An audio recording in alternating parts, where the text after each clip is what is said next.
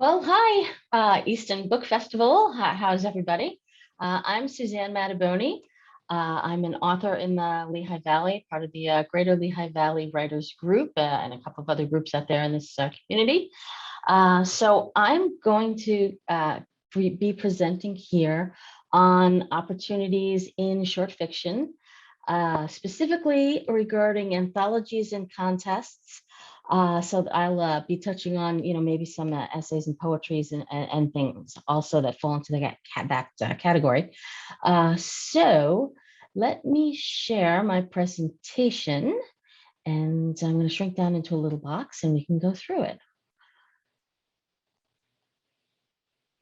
Give me a sec.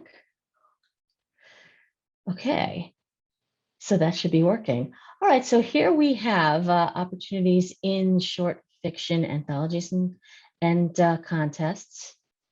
And that is with me, Suzanne Mattaboni, so you can note the spelling. Okay, so in doing one of these before, someone asked, well, who are you anyway? So I'll just give you a little bit of background. Nice to meet everybody. I've been involved in several contests going way back to 17 magazine.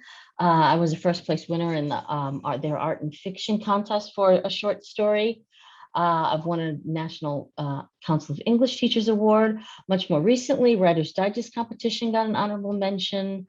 A few of these other things, including one of my stories was nominated for a Pushcart Prize. More on that later, but that's one of the fairly prestigious contests out there for short fiction and poetry. I believe maybe even essays as well. It was just a nomination. It's a pretty big deal to actually win one, but in any case. Also been in several anthologies, including one of the Chicken Soup for the Soul anthologies. What's a Nice Girl Like You Doing in a Relationship Like This? This was used in women's colleges, etc. Little Demon Digest, Pizza Parties and Poltergeist. And I was the chair for the Rites of Passage GLVWG anthology, which just came out in March. We had a team of editors, but just to note that as well. So that's me. Okay, so jumping into the benefits of writing short and publishing short fiction. First off, it's short, which means that you can actually finish it maybe in weeks or months or days, depending on how fast you write, but it's much more immediate benefit than writing a novel, which takes much more time. Yet a lot of novelists out there do write short stories, and it's kind of prestigious, and they get a lot of recognition from that. If you can go back to, if I go back to my writing program back in the day in college, they taught us a lot of stories from John Updike and Shirley Jackson, Alice Walker, Catherine Ann Porter. Jean Rhys was one of my favorites. Stephen King wrote short stories. So, a lot of these very prestigious people have written short fiction. Short stories are eligible for the Pushcart Prize, as I mentioned. You can kind of look that up. They're a very prestigious organization that then will publish their own anthology of the winning stories, which usually come from independent presses and such, and literary magazines. All of the most prestigious literary magazines will nominate. I think they're allowed to nominate like 6 works per year, something to that effect. Okay, and this is an advantage also. More often than not, they will accept magazines and anthologies will accept stories from someone without agent representation. So it's a more open market. Okay, here's my friend Luis, who's busy at work. There he is. Hi.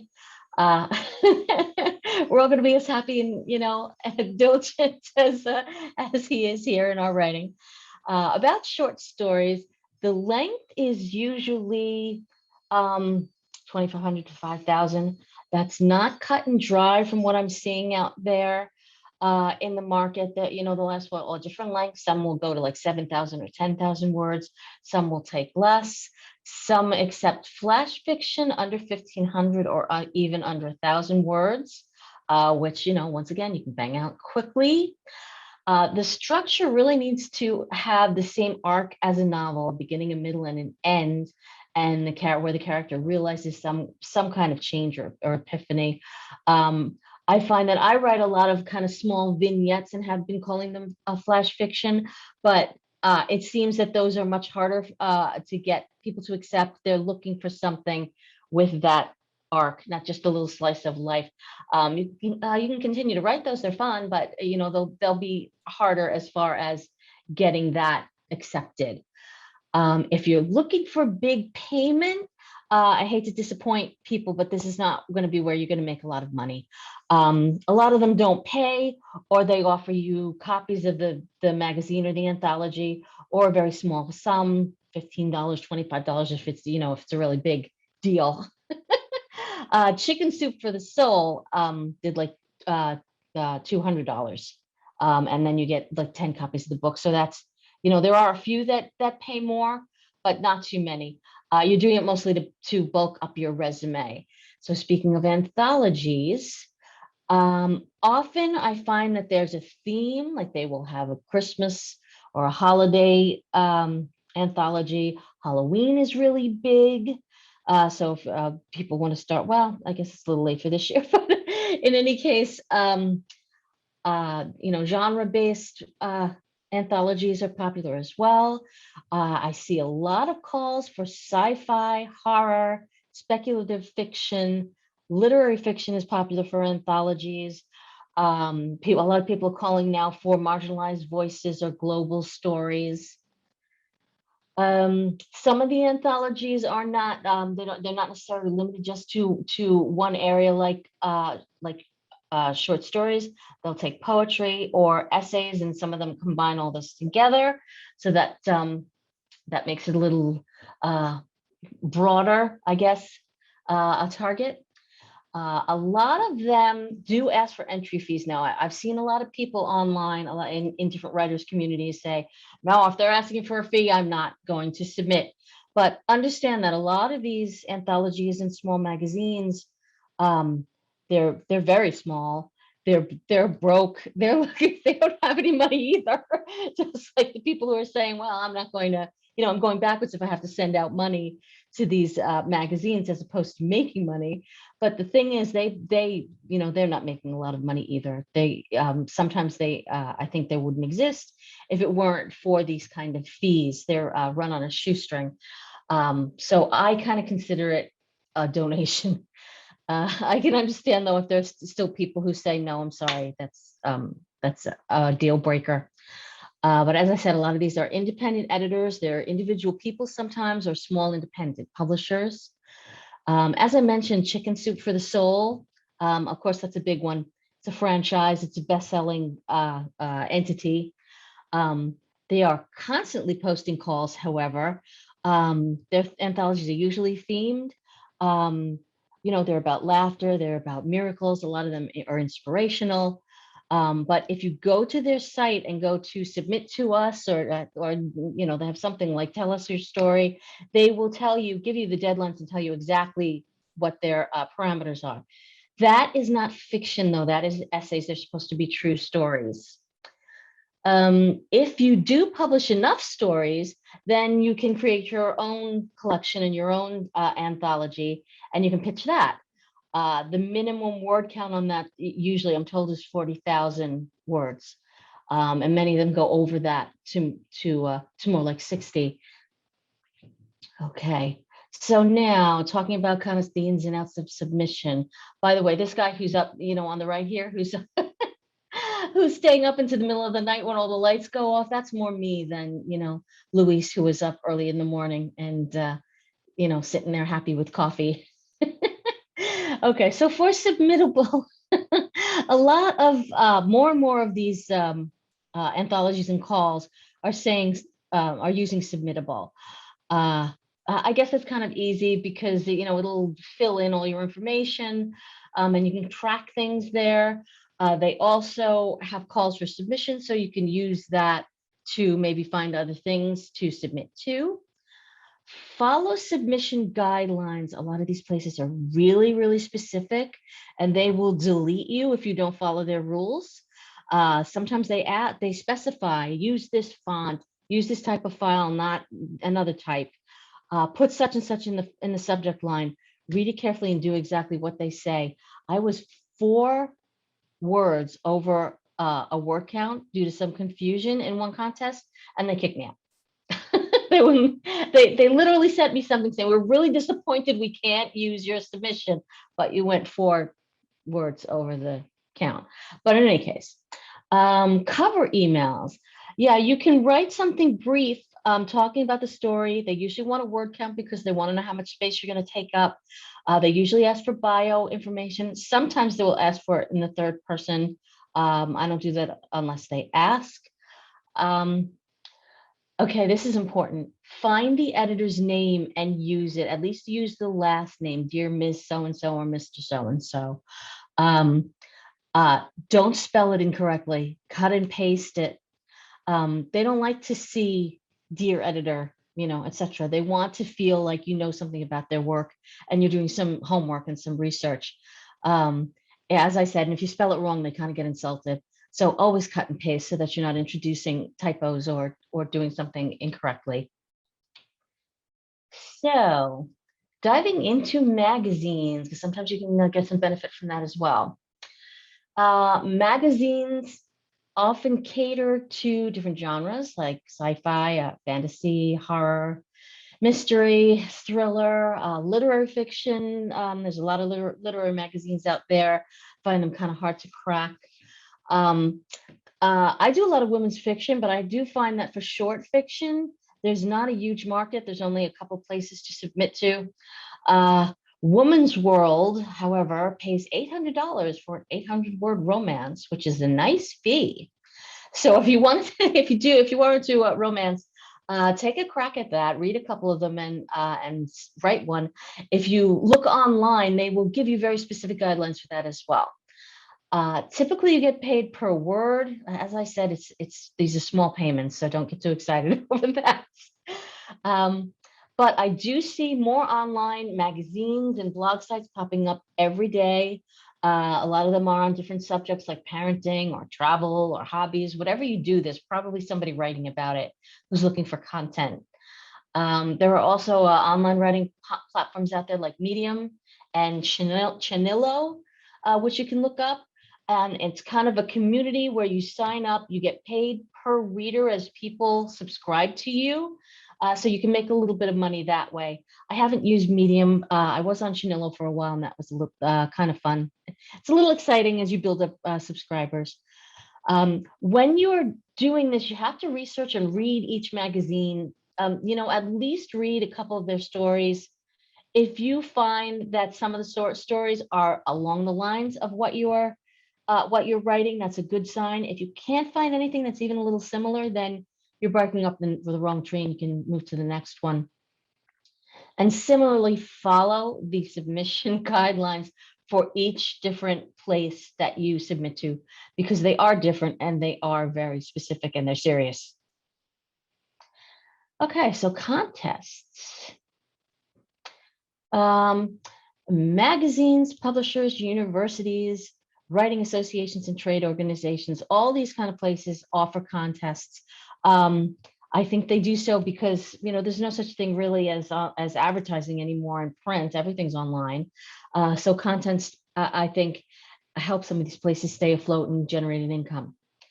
Some of them are very prestigious, though. Writer's Digest does a contest. There's a Catherine Ann Porter Prize. There's a Grace Paley Prize. There's a John Steinbeck Prize. Some of those are kind of big names. Of course, there's also Pushcart, as I mentioned. Their prizes will go up into the thousands if you're lucky enough to be one of the people who wins. This is a great way to add to your credits and kind of pad your resume. Even if it's a smaller contest, I think it still sounds good that you've won something. And here's what I like. Even if you don't win, even if you get an honorable mention, you're shortlisted, you're longlisted, which means that they go through different rounds. And so if you're on the short list, that means you're made it to the last round. or there's a long list, and that just means that you are within the 20% of the submissions or something to that effect. But in any case, even if the story doesn't win and it's just honorable mention or on a long list, you can still claim, write that in your bio, and you can go on and shop that story elsewhere because they haven't published it. So it's kind of does double duty. There's also a lot of online Twitter-based pitches. And let's see, that's usually for full-length fiction where you're kind of vying for somebody to pick it up either by a publisher or an agent. They have a lot of very specific rules and long-term commitments as far as you work with somebody on editing. You can take a look on Twitter and do hashtag pitch wars, or Google search for an online calendar of Twitter pitches and see what's up. I haven't done that one in a while, but they're, kind of a whirlwind. Okay, I am actually also a public relations director, so I thought I would talk briefly about opportunities with public relations because short fiction lends itself to that. It provides opportunities for you to publicize your accomplishments far more frequently than you would with a novel, because obviously, you can publish various stories over the course of the year. And, as opposed to, one novel, if you're really prolific per year. What you would do is write your own press release, write an announcement from the point of view of a reporter, put yourself in his, in his shoes.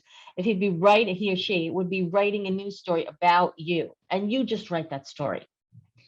Include a quote at the end where you talk about how important your topic is, and why you were motivated to write this story, etc. You can include a buy link to the anthology or a link to your website, and publicize it. You can put a link to the press release itself on the website. If you have a little bit of a budget and you'd like to get a lot of online headlines so that when people look you up, they find that press release, what you can do is go through a wire service. The most cost-effective way to do that is just buy a single state circuit. Do not buy the national circuit, because that's very expensive. For less than $400, if you keep the word count down to 400 words, you can send something out via the wire. It's free to make an account on either Access Wire, Globe News Wire, and there are others that might even be less expensive. And then when people look for you out there on the internet, they will see some hits on places like Yahoo, Yahoo Life, or what have you. Sometimes even AP News, or Digital Journal or something like that. But in any case, in order to, if you just want to send it to the local papers or online places, let's say, find those destinations that you want to send it to. Do a search once you're on that publication's website for novel, book, author, those kind of keywords. See what articles come up. Try to locate the email addresses. If you see that these are being written, more than one of these articles are being written by the same person, that's the guy or woman to target. Try to find that person's email address. Sometimes you can just click on their name or click on a little envelope icon next to their name, and it will bring up their address. Sometimes it's a little harder and you have to search. Okay, this is the money page here. All right, so resources. No, sorry, resources. So in any case, I'm gonna, because this isn't live and you can't copy these, I don't think. I'm gonna leave them up here. Maybe you want to screenshot or whatever you can do to, maybe you might have to Google some of these places. But these are different places where they have calls for submission, where they have blogs where they will run lists of 10 new agents who are looking for clients, or 10 publishers that are accepting submissions for anthologies, or that kind of thing. Some of them are specific to different genres like horror, sci-fi, or speculative fiction. I find there's a lot in those genres, and in fact, that's why I kind of switched from women's fiction when it comes to short fiction to more of a genre, horror, speculative type of thing. But if you see, there's some other resources here as well. Okay, I'm moving on.